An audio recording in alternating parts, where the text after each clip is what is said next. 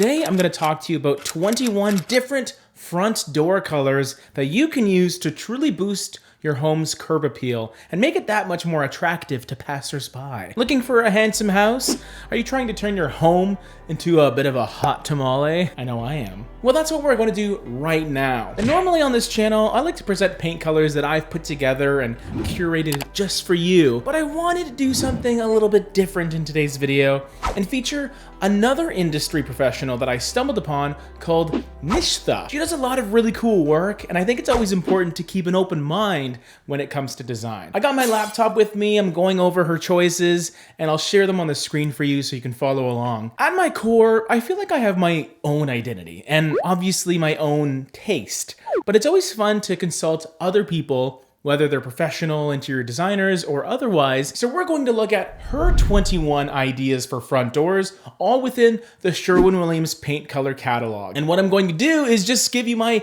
visceral first gut reaction with each one, and I'll determine if the color choice is nice or not for me. That's what this episode's called, nice or not for me. Also, if you like any of these colors and you're thinking of using them, the same rule applies as interior color choices. Please test your colors before buying expensive exterior paint. Mighty boards are just as useful outside as they are inside, so be sure to pick some up prior to painting. As always, their information will be in the description down below. All right, so the first front door color we have is iron ore.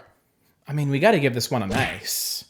It's a nice one. One of the first colors that I think of when I'm working outside is actually the lack of color in the form of black or a charcoal gray. It's just a great option. It's a good choice if you want something that's pretty bold, but not too obnoxious either. That being said, it's probably my second favorite iron-themed paint color. My first being Iron Mountain by Benjamin Moore, so a different company, but that's neither here nor there. Next up, we have Positive Red.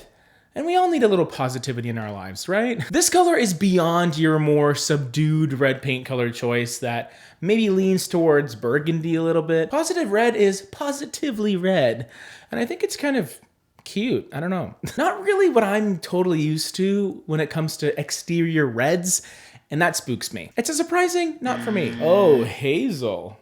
I mean, right away, I gotta give this a nice. And that's because I'm infatuated with that sort of coastal color scheme as a whole. Anytime I can work in a little turquoise or a robin's egg blue, I just go for it, especially in conjunction with the surrounding lighter colors. I'm not 100% on the same color sort of continuing onto the ceiling. Maybe that's a bit much, especially with that sage green on the siding, but I'll ignore it. Very nice. Next up, we have Naval. Now, navy blue in general just has this effortless sophistication about it. It's a paint color you see a lot inside the home, especially in kitchens, on cabinets, and I think it's a great choice to be used outside for a few reasons. Naval really feels like a deep dark blue and not a slight teal color. It really feels pure. It's also extremely rich with a very low LRV, which means it reflects not very much light at all. And that means it will retain a lot of its depth, even with a lot of bright sunlight hitting it. Navy blue just seems to work with the entire neutral color palette as well. So if you did have an exterior of your home that utilized a lot of warmer neutrals, beiges, browns, and even some cooler taupes and grays, your naval front door will look quite nice. So far, so great. I'm liking these, mostly. Next, we have Coral Reef. And in the world of Benjamin Moore, especially now, coral is having a moment. I don't want this moment to be reflected on my front door though, especially with this muddy beige color that's surrounding it. Not really cute. It just doesn't really work for me. I get the idea of a really fun, whimsical, eccentric color to really catch people's eye, but this one, it just can't, okay? Not for me. Tricorn Black. I mean, not a ton needs to be said here because you do have another black paint color, which is great on front doors and even garage doors as well, which I can't say for a lot of these colors. It's actually more black than iron ore, which could be exactly what you're looking for if you want as deep of a black as you can get, pretty much. The only slight knock I have with Tricorn Black as an exterior front door color is it sometimes has a tendency to show a touch of a cool bluish hue outside, but you'll get that with a lot of black paint colors that aren't brown leaning like a deep dark chocolate brown. Still very nice, can't complain. Meadowbrook, I love. This color is so great to me because it's just a little twist on that turquoise color we talked about earlier, because it's a little more blue leaning and quite a bit more rich. It's a bit darker. I absolutely love the black accents in the form of the door handle and that frame, even the ceiling of this porch here. It all just suits that semi-industrial exposed brick.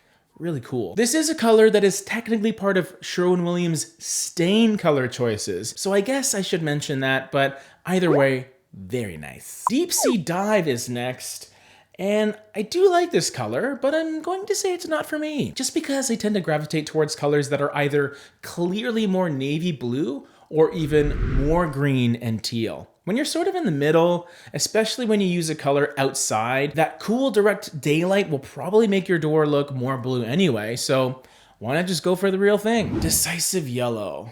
Oh boy. This electric popcorn butter yellow is a bit too much for me. Call me conservative, but I always feel that you don't need to go too over the top with yellow. This color is just so saturated with color that first of all, it's gonna take you 3 or 4 coats to put on. And secondly, I just don't think it'll suit very many houses, as well as something a little more understated, but that's me. Now, if you ask me to paint this color on my front door, I would say, no, not for me. Center Stage is an interesting one because it's not necessarily a color that you would see used on the front door all the time, but I think maybe that's for good reason. I appreciate that it's different and it's exciting and vibrant and cheerful, much like the last color. But really, what we're doing here is we're just going from lemon to lime.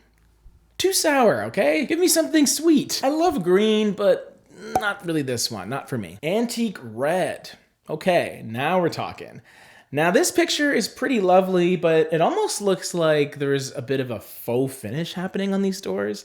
Like it doesn't seem like a pure opaque kind of coating. Maybe the way that it was applied is giving it a little bit of visual texture. So let's just pull up the color itself. You see, I like that a little bit more than that positive red we were looking at earlier. It's not necessarily that much of a difference, but Antique Red just feels a little more familiar, I guess. It's perhaps a touch closer to burgundy, and it really maintains this balance of bold yet polite. And who doesn't like a red front door?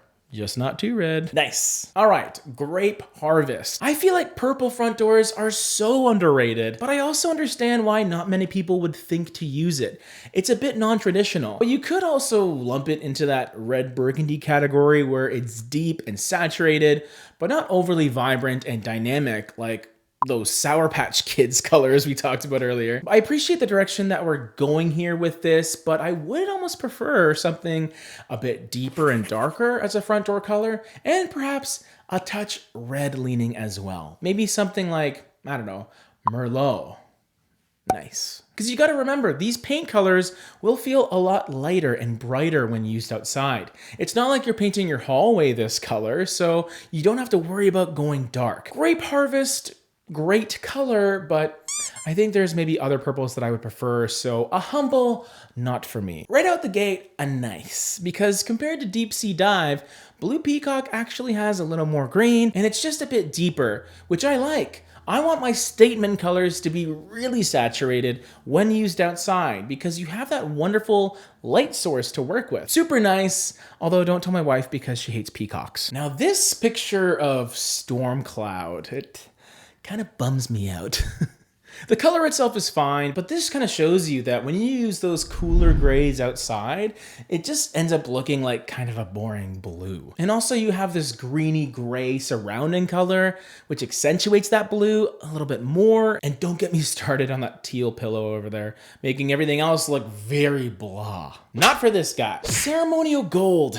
It's kind of a tricky one for me. It's supposed to be kind of an orange color, but it almost just looks like weird bare wood when you look at it. I don't love. I really don't. I mean, I love Harvest Gold, especially when you use it inside, but an orangey kind of goldy color as a front door choice, it just confuses me and I don't like it. Not for me. Evergreen Fog. Okay, here we go.